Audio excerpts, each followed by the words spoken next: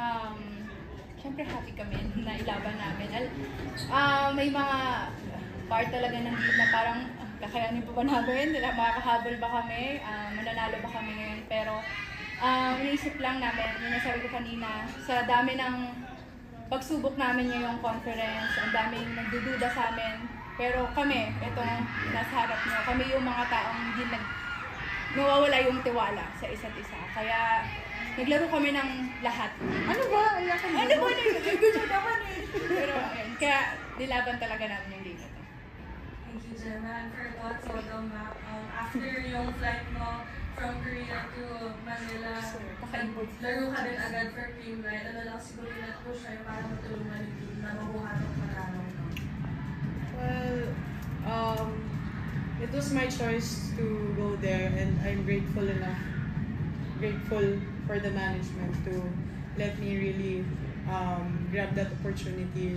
Grateful sa mga coaches namin, sa teammates ko na wala akong narinig na kahit ano na kahit mamimiss ko yung Ano ba? Sige, ano magsagsabi? mamimiss ako isang game, but yeah, yun nga, like what I said, it was my choice to be there. So, I know, kahit hindi naman ako sabihan nila coach, they expect me to really play today and really deliver. And, yeah,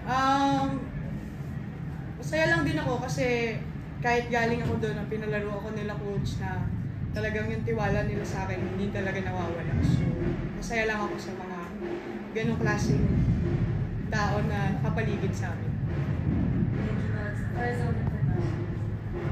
Gemma and Tots, yun nga, kada set 2 points lang yung lamang.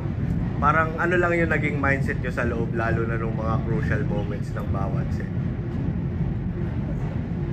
You know, when you play that kind of game na talagang dikit lang, wala ka na ibang iisipin kundi kung paano ka lang makascore ng point. So, yun nga, yung team, dami na namin pinagdaan. Syempre happy kami na ilaban namin